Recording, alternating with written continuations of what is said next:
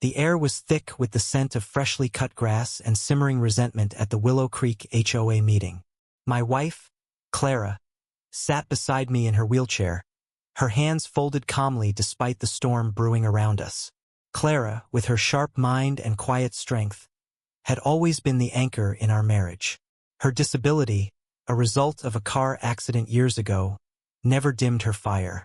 But tonight that fire was tested. HOA Karen, the self-appointed queen of the HOA, strutted to the podium, her clipboard clutched like a scepter. She'd been hounding Clara for weeks to join the HOA board, insisting it would give her purpose. Clara, polite but firm, declined every time. She had her reasons HOA couldn't fathom. Tonight, HOA's patience snapped.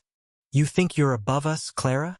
HOA's voice sliced through the murmurs of the crowd.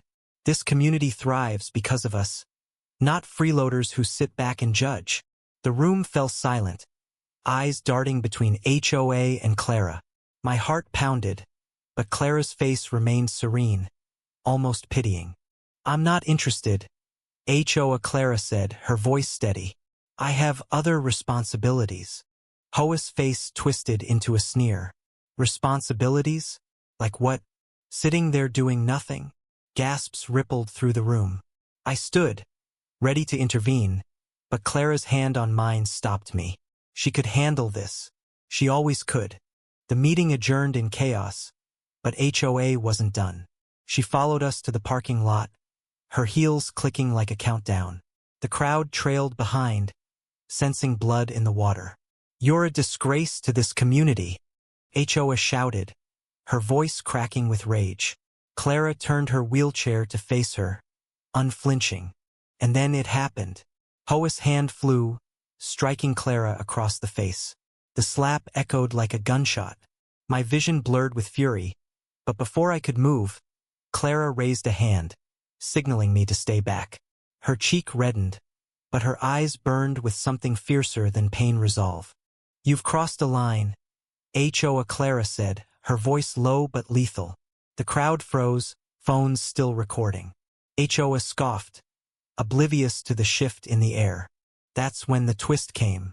A sleek black SUV pulled into the lot, its headlights cutting through the dusk. Out stepped Mr. Daniels, a wiry man in a suit, his face grim. He was Clara's assistant, though no one here knew it. "Ma'am," he said, addressing Clara with deference, "the governor's office is on the line. They need your input on the HOA oversight bill." The crowd gasped.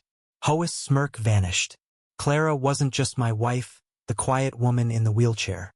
She was the head of the state's oversight committee, tasked with investigating corrupt HOAs like Willow Creek's.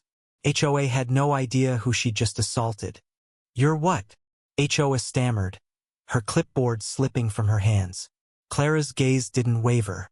"I tried to keep this private," Clara said, her voice heavy with regret. "But you've made that impossible." She nodded to Daniels, who handed her a tablet. With a few taps, Clara pulled up evidence emails, financial records, proof of HOA's embezzlement from HOA funds. The crowd leaned in, horrified, as Daniels projected the documents onto a portable screen. HOA's face drained of color.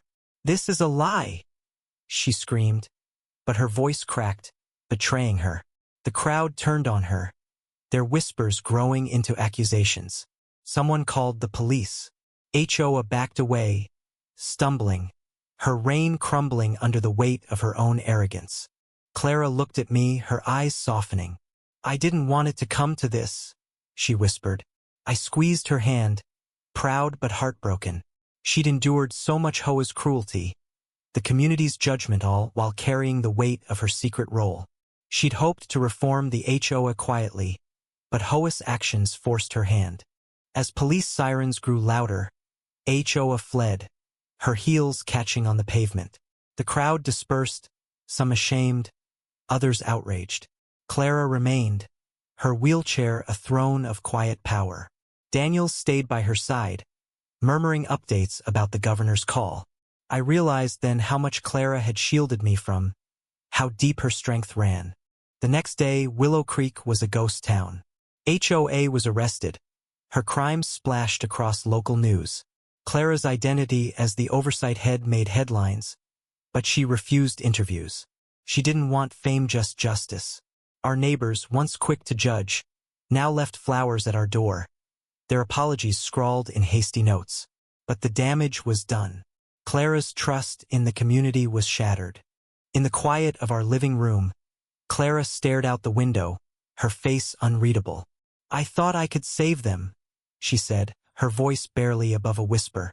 "But some people choose their own ruin." I had no words, only the ache of watching her carry that truth. The story of Willow Creek spread, a cautionary tale of pride and power. Clara's slap became a symbol not of violence, but of consequence. HOA's downfall was her own making, but Clara's heart bore the cost. She'd won, but at what price? What do you think? Was justice served? Or does this story reveal deeper flaws in our communities? Share your thoughts. Let's talk about right, wrong, and the lines we cross.